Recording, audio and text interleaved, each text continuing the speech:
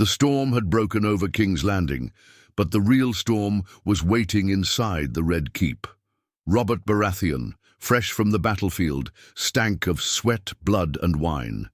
His war had been fought for one woman, for Lyanna Stark, his betrothed, the beauty who had been stolen by Rhaegar Targaryen.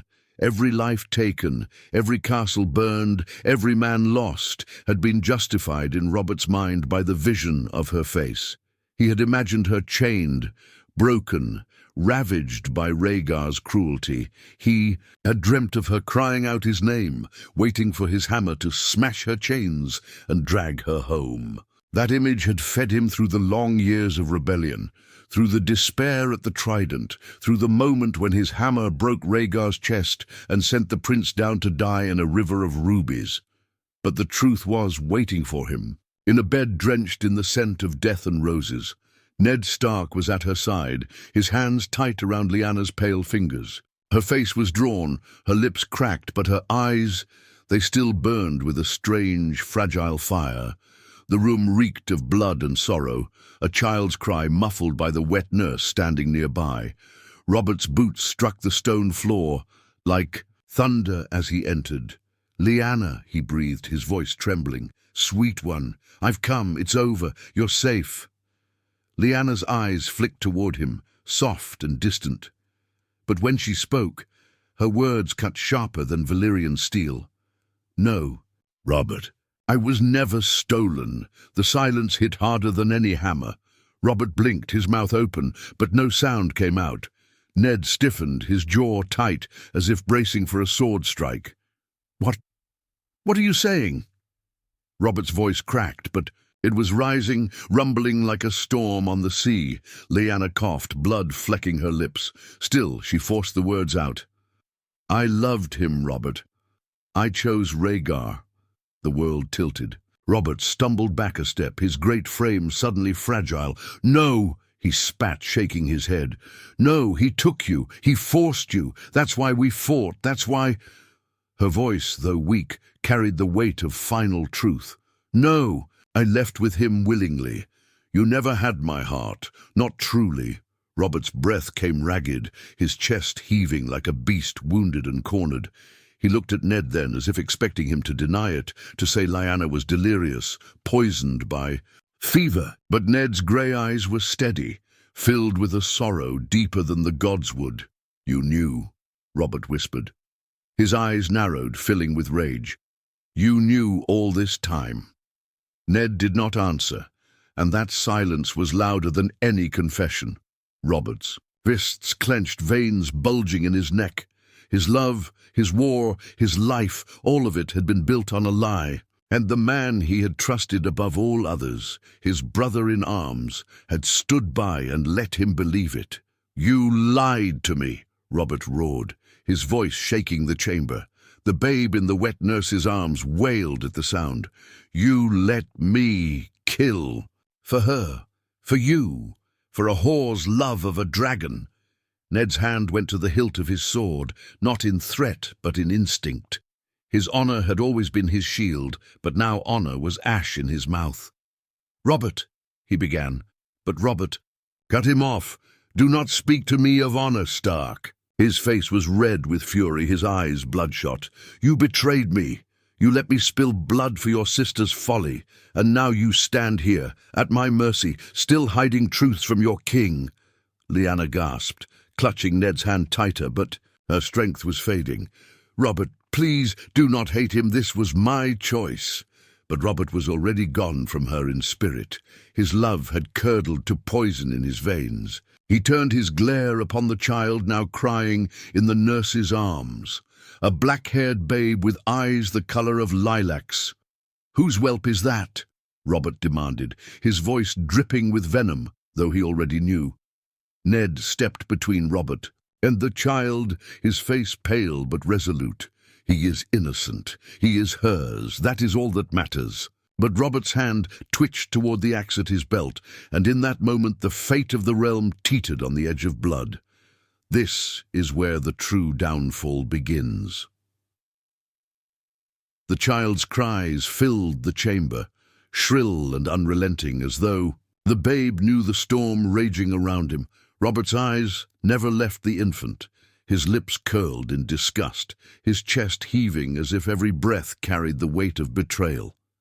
"That whelp," Robert hissed, his voice thick with loathing, "is the spawn of Rhaegar Targaryen, the blood of the man I killed at the Trident, the blood of the dragon who defiled the woman I—" "Enough!" Ned cut him off, his voice cold, though his heart was breaking.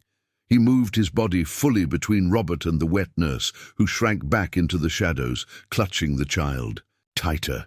You will not touch him!" Robert's face twisted, red with fury. "Not touch him? You dare command me? I am king!" His hand slammed against the haft of his war axe, the steel singing as he pulled it halfway from its loop. Ned did not flinch. His own hand hovered at his sword, though he knew drawing it meant more than death.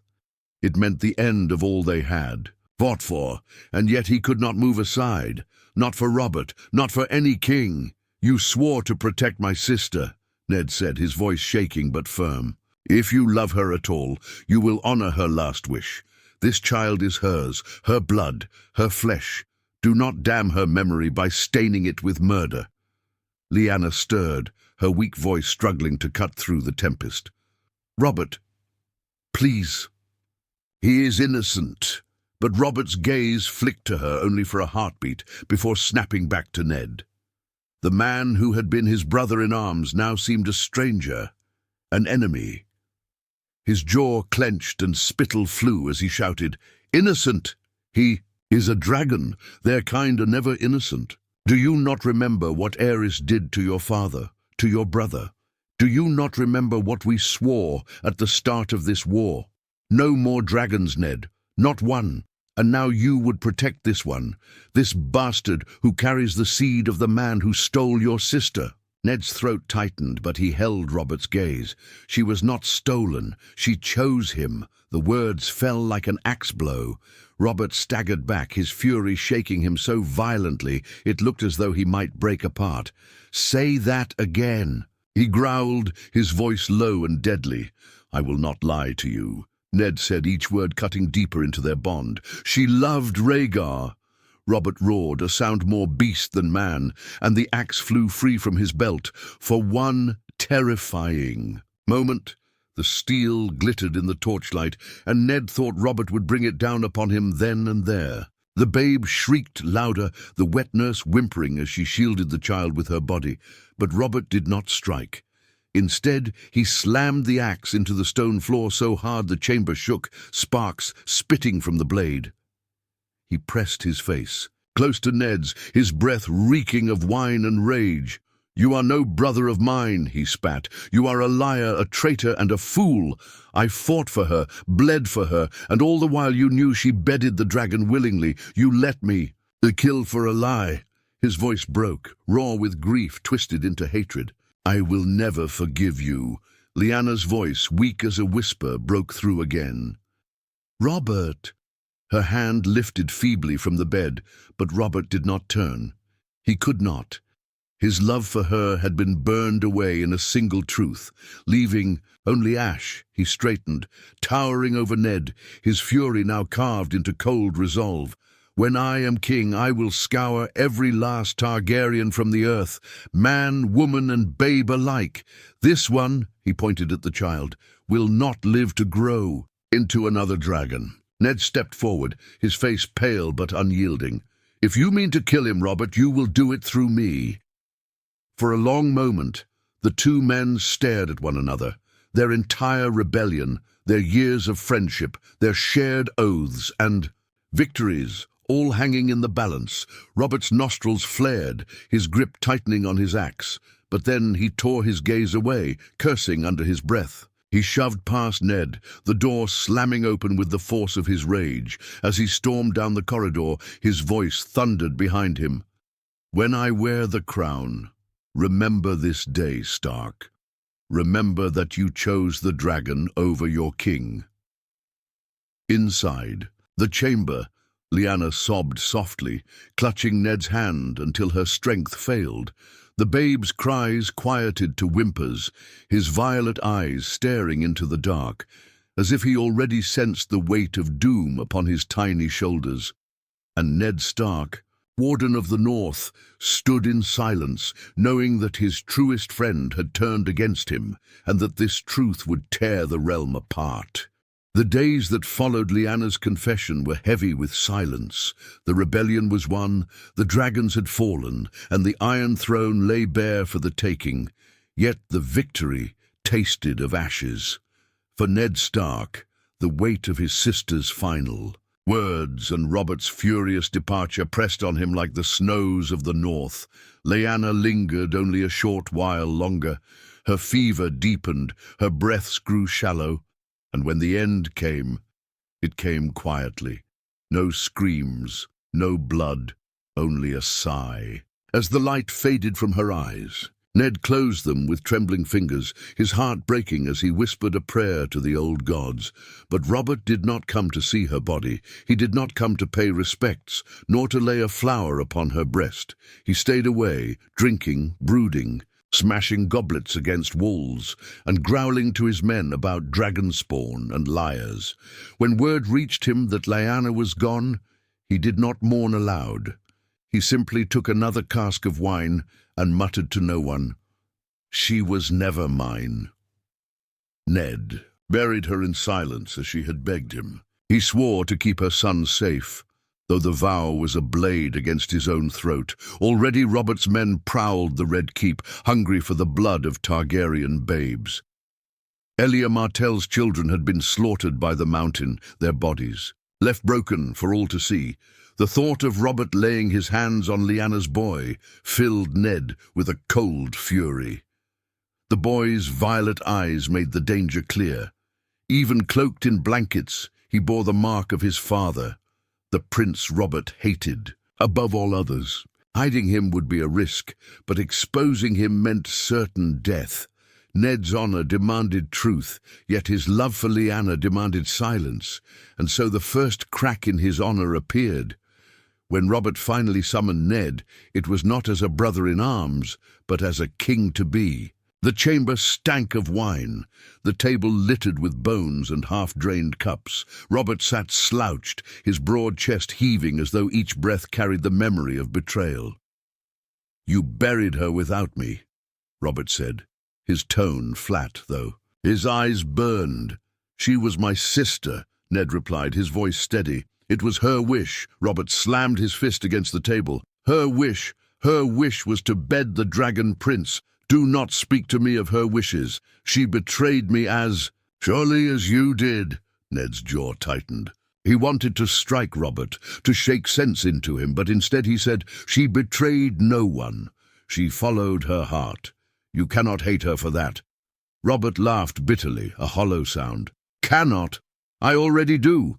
And I hate you more for letting me believe the lie. All these years, you let me dream of her, fight for her, kill for her, and all the while she was giving herself to Rhaegar." His face darkened, his voice dropping to a growl. "If you had been my true friend, you would have told me the truth." "You would not have listened," Ned said quietly. "You never would." The words cut deep. Robert's eyes narrowed, and for a long moment the silence between them was thicker than steel. Then Robert leaned forward, his voice low and dangerous. "I will be king, Ned, and when I am, I will not suffer dragon spawn to live. Not one, not even hers. Do you hear me?" Ned's heart pounded, but his face remained still. "Then you will have to kill me first."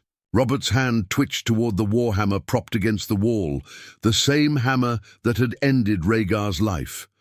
For a moment, Ned thought Robert might reach for it, might bring it down upon his skull.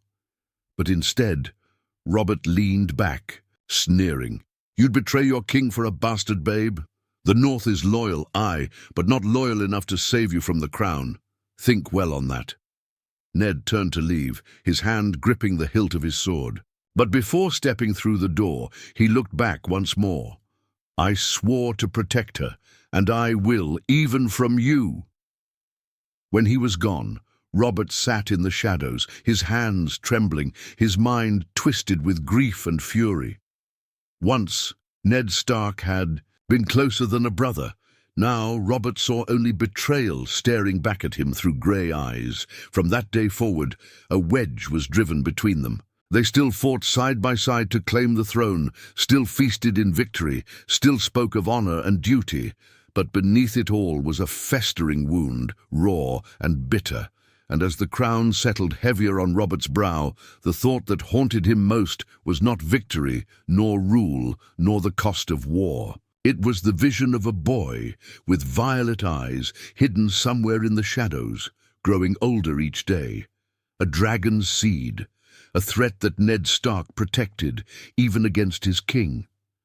The Iron Throne was won, but it sat heavier than Robert Baratheon ever imagined. The rebellion had ended with fire and blood, the Red Keep soaked in the cries of slaughtered children, the Targaryen line shattered. Robert claimed the throne with his war hammer in one hand and his grief in the other. Yet the seat of kingship was not enough to fill the hollowness Lyanna's truth had carved into his heart. The lords of Westeros bent the knee, Storm's End swore fealty, the Reach came crawling once the Tyrell banners were trampled, and even the wary North acknowledged Robert's crown. But behind the oaths and cheers, Robert's eyes always searched for one man, Ned Stark. They stood together at the foot of the Iron Throne on the day of Robert's coronation, yet they might as well have been an ocean apart. Ned was quiet, his face carved from stone, his thoughts consumed by the fragile bundle hidden safely away. The boy's cries haunted his nights, the weight of Lyanna's dying wish pressing down on him harder than his sword. Robert had spoken. Plainly enough, no dragon spawn would live while he reigned. That included the child, but to Ned, the boy was not dragon spawn. He was Lyanna's son, her last gift, her last demand. To betray that would be to betray her. Robert, however, nursed his fury with every goblet of wine. He could not look at Ned without seeing betrayal in his eyes. Every time he thought of Rhaegar's son, the proof of Lyanna's choice, his hand twitched toward the warhammer. It was Jon Arryn, ever the peacemaker, who tried to mend the wound between them. "The realm needs unity," he said one evening, as the three men gathered in the solar. "The war is over. The Targaryens are finished. Let the dead rest, and let the living move forward." Robert sneered, slamming his cup down so hard the wine splashed across the table. "Finished? So long as dragon seed breathes, they are not finished. You saw what the mountain did to Ilya's brats. A mercy, I call it. Better a swift death than letting them grow into vipers." Ned's hand clenched into a fist, his knuckles white. "You call slaughter mercy?" His voice cut through the room like ice. "Those were babes, Robert, innocent babes." "They were dragons," Robert roared. "Would you have me wait until they were grown, armored, and rallying men to their banners? I won't gamble my throne on the mercy of dragon whelps, and I'll not see another one protected while I wear the crown." Ned's face hardened, his grey eyes dark as storm clouds. "Say what you will of Ilya's children, but if you lay a hand on Lyanna's son, her son—" Robert barked a laugh, though it was bitter as bile. "Her son is no Stark, no Baratheon. He is Rhaegar's git. His very existence mocks me." The words were venom, each one striking Ned like a blade. He rose, fists trembling at his sides. "He is innocent. If you cannot see that, then you are no better than the Mad King. We fought to destroy." The room fell deathly silent. Even Robert froze, stunned that Ned had dared say it aloud. For a heartbeat, the two men stood locked in a stare that might have ended with blood on the floor. But Jon Arryn stepped between them, his hands raised. "Enough," Jon said sharply, his voice carrying the weight of age and reason. "We have torn the realm apart once already. Shall we tear it apart again before the crown is even steady? Robert, think on the cost of your fury. Ned, think on the cost of your defiance. The Seven will not forgive another war."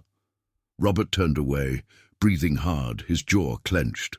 "I will not forgive him," he muttered, but he let the warhammer Rest, Ned stood rigid, his heart pounding, knowing full well what this meant. Their friendship was broken beyond repair.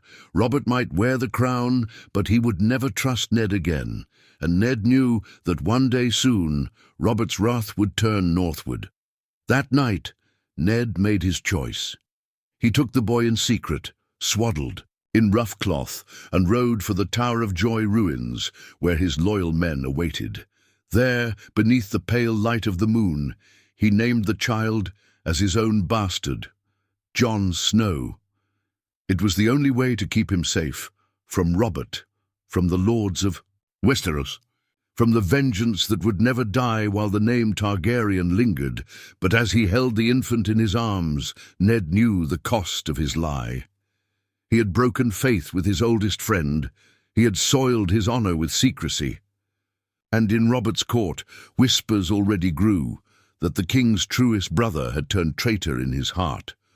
Robert sat on the Iron Throne, brooding, drinking, dreaming of Lyanna's lies.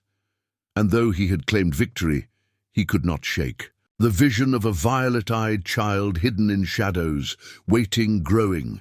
The rebellion was won. But the true war between Wolf and Stag had only just begun.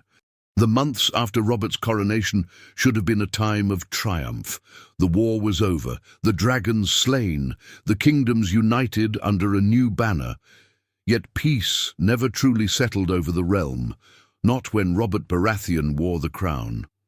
From the Iron Throne, Robert ruled with his warhammer in spirit, if not in hand. He drank, he laughed too loudly, and he bellowed about hunting and feasting, but beneath it all lay a simmering rage that never cooled. Every raven that arrived with tidings of stray Targaryen loyalists set him aflame. Every whisper of exiled kin across the narrow sea sent him pacing like a caged beast. They will return, Robert muttered often, clutching a goblet of wine as if it were a weapon. The bastards always return. Fire and blood runs deep, and I'll not have them crawling back to steal my throne. It became a mantra, and the court grew used to it, but Ned Stark knew better. Robert's fury was not truly for Viserys or Daenerys. The children spirited away to Essos. His hatred had a different name, one he never spoke aloud in the hall, but carried in his heart like a festering wound. Jon, the boy Robert believed should never have been born. Ned, meanwhile, played the role of dutiful lord while his lie ate away at him. He had returned north to Winterfell, carrying the child with him. Before the household, before his lady wife, he named the babe his bastard. A shame to his honor, but safer than the truth. Catelyn had wept with humiliation, her trust in him fractured, but Ned endured the wound in silence. It was the price he paid for Lyanna's last breath. Yet, south of the neck, tongues wagged. Lords and ladies questioned why Eddard Stark, the so-called honest man of the realm, had sullied his marriage so soon after the war. Some whispered of Dornish women, others of camp followers. Few dared ask aloud, but the rumor wound its way back to King's Landing. Robert laughed when he first heard it, a bitter, cruel laugh. "So the wolf broke his vows for a whore," he said, sloshing wine from his cup. "Fitting, he broke his vows to me as well." Jon Arryn tried to quiet the talk, urging Robert to let it pass, but Robert's mind was already twisting the rumor into poison. "A bastard son," he muttered almost to himself, "and Ned hides him in the north. Too convenient, too suspicious." When he drank, the words grew sharper. "Tell me, Jon, what sort of bastard has eyes like a Targaryen?" Jon Arryn stiffened. At that, but Robert waved him off. "Do not coddle me, old man. I know when a man lies to me. Stark thinks he is clever, but he forgets.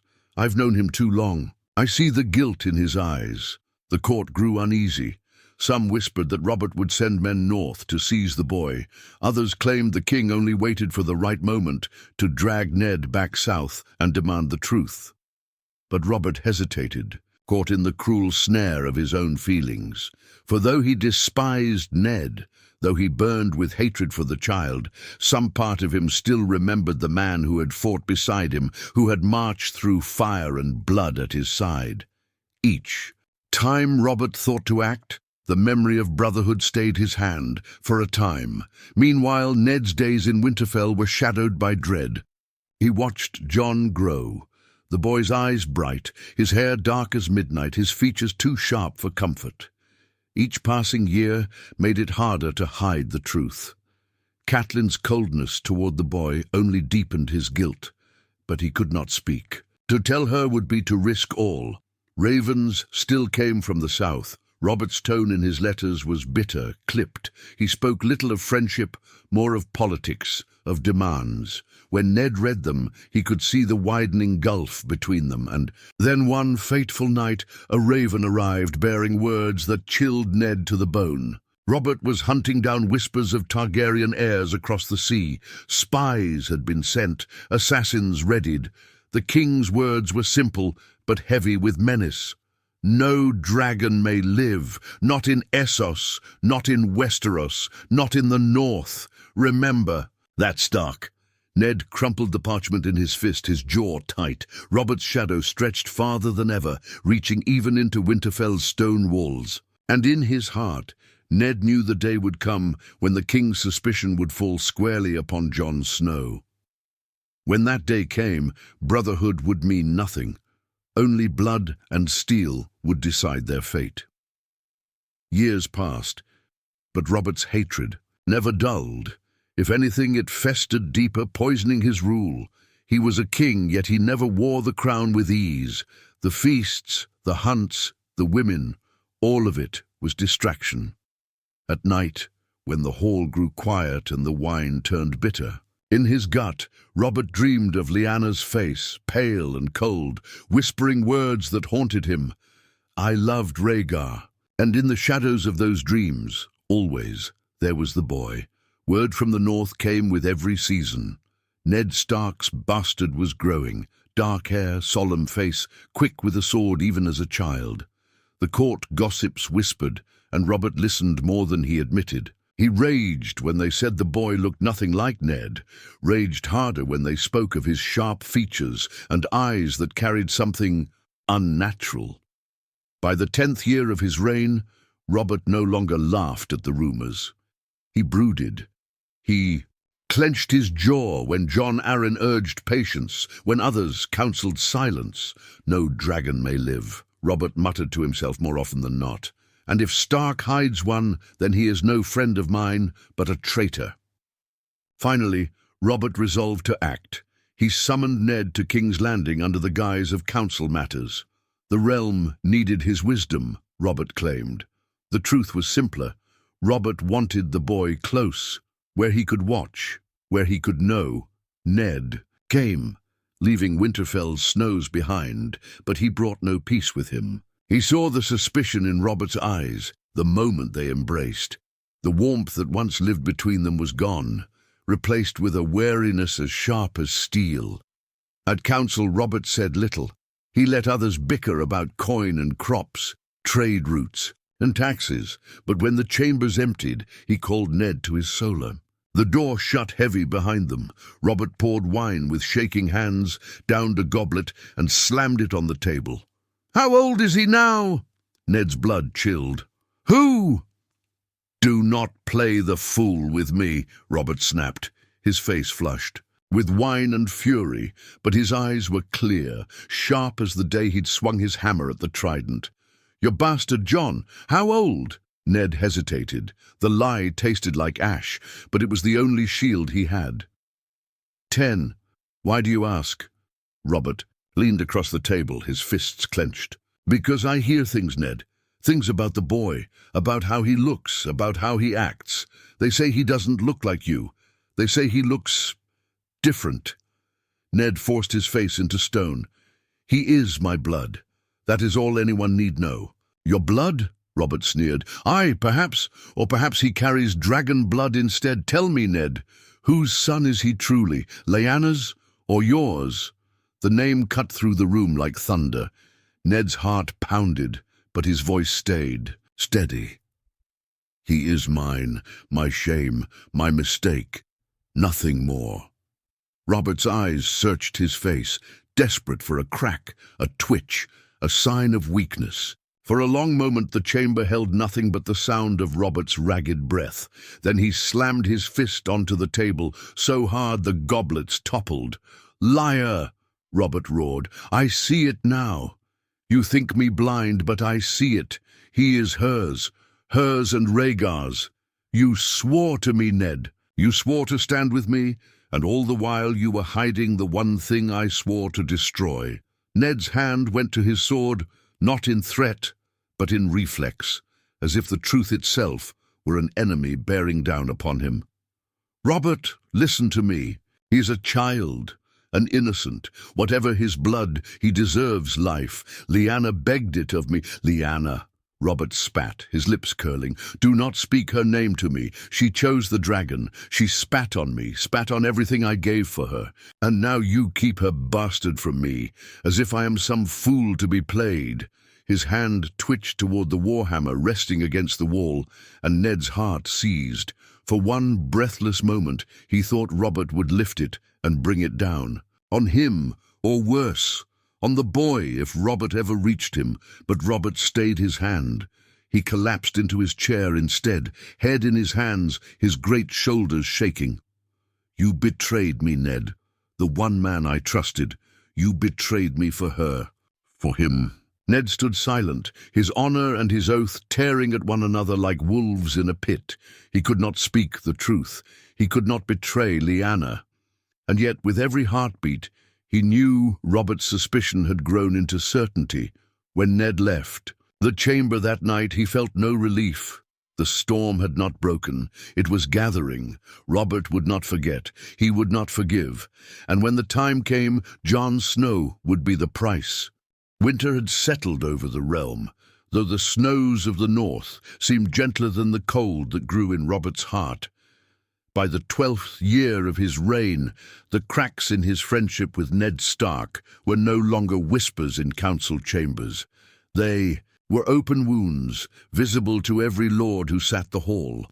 The king drank harder, hunted more savagely, and raged louder. He trusted fewer men, yet the ones he did trust, lords who flattered his fury and echoed his hatred of Dragonspawn, fanned the flames. Varys whispered of exiles in Essos. Stannis muttered of shadows beyond the narrow sea. And always, Robert circled back to the boy hidden in the north. Jon Snow. Robert spat the name like poison when his cups were full. "A bastard, they call him. Aye, but bastards grow into men all the same. And if he bears the dragon's seed, then he bears a claim to my throne. I'll not wait for another rebellion." The court grew uneasy whenever the king spoke thus. Jon Arryn tried to temper him, but Robert no longer listened. His fury had become his counsel, and his grief his crown. At last he acted. A raven flew north to Winterfell, sealed with the stag of House Baratheon. It bore a summons not for Eddard Stark, but for the boy. "Bring your bastard south," the letter commanded. "Let the realm see him. Let me see him, so all may know the truth." When Ned read the parchment in the flickering firelight of Winterfell's solar, his stomach turned to ice. Catelyn sat across from him, her face pale. "He means to kill the boy," she said, her voice trembling. "Robert will call it justice, but it will be murder." Ned clenched the letter in his fist. He had known this day would come, yet the words still cut like a blade. He could almost hear Lyanna's voice in the howling wind outside, her plea echoing through his memory. "Promise me, Ned."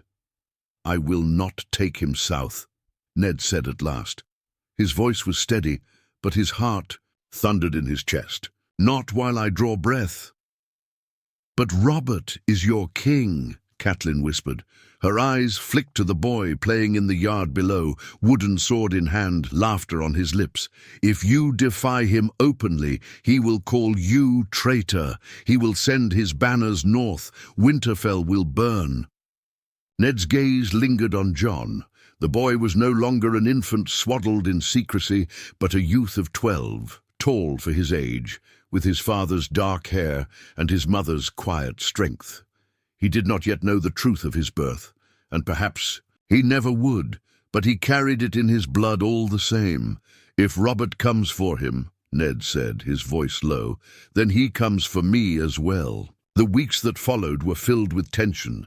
Robert grew impatient, sending another raven, harsher than the first. "Do not test me, Stark," it read.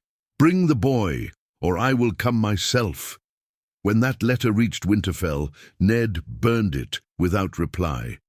In King's Landing, Robert raged. He smashed goblets against walls, overturned tables, and roared at his council. "The wolf defies me. He shelters a traitor's whelp and dares spit in his king's face. I'll march north myself if I must." Stannis, cold and rigid, agreed.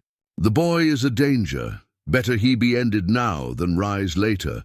But Jon Arryn, ever the peacemaker, begged caution. "Robert, the realm is weary of war. To march on the north would tear the kingdom apart before it is healed. Let it go. The boy is nothing." Robert's answer was a growl. "The boy is everything. He is the lie that rots my reign. He is Lyanna's betrayal given flesh. And Ned—" His voice broke, his hand tightening on the warhammer by his side. "Ned was my brother. Now he is my enemy." That night Robert sent out riders in secret. Their orders were plain. Watch the roads to the north. Seize the boy if he travelled south. Deliver him to King's Landing alive or dead. Far away in Winterfell, Ned learned of the riders through his own spies. He stood in the godswood beneath the weirwood tree, the red leaves whispering above him. Jon sat nearby, sharpening his wooden sword, blissfully unaware of the storm closing around him. Ned pressed his hand against the carved face of the old god and whispered, "What do I do? Honor binds me to my king, but love binds me to her, to him. How can I keep them both?" The wind stirred, but the gods gave no answer. Only the snow fell heavier, as if winter itself was reminding him of the truth. Some vows cannot live together. And as the moon rose over Winterfell, Ned Stark knew. A reckoning was coming. The stag and the wolf were set upon a path that would end in blood. The winter wind was biting as it swept through Winterfell's courtyards, rattling the banners and howling against the stone walls. Word travelled faster than ravens. Robert Baratheon was marching north. His stag banners had been sighted beyond the neck, and with him rode a host large enough to burn half the north if he willed it.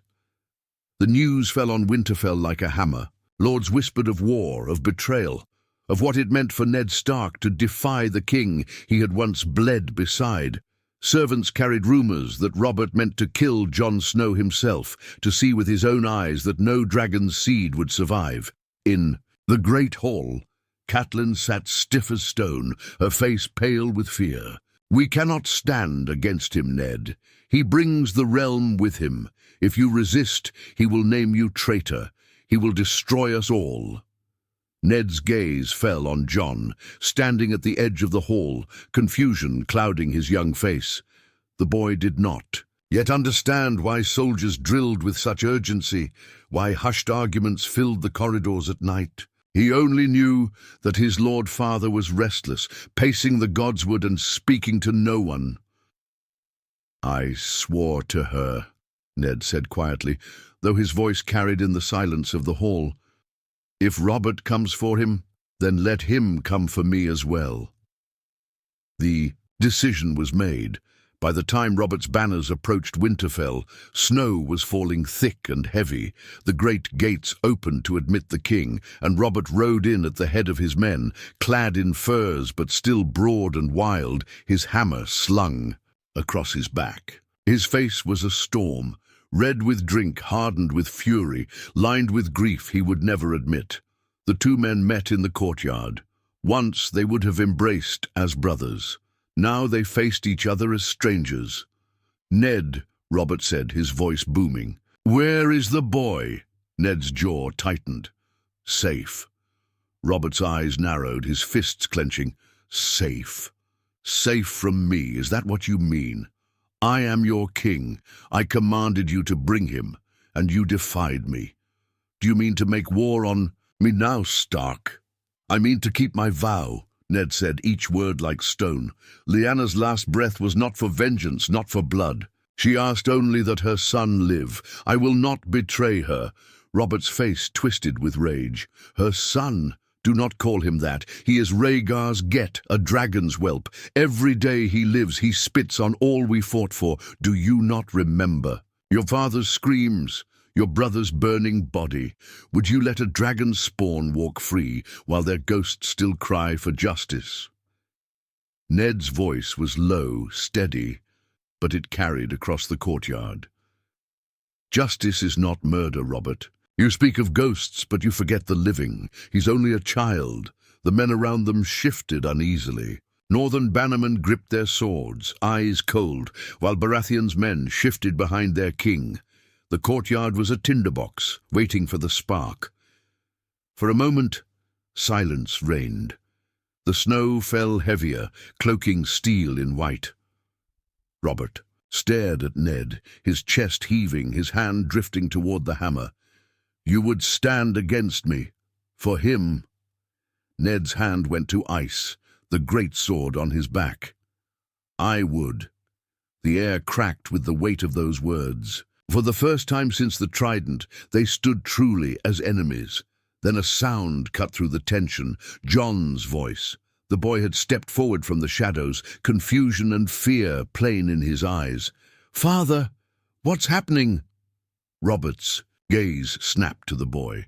Dark hair, pale skin, and in those eyes, faint but unmistakable, the violet gleam of his mother's bloodline. The king's face twisted.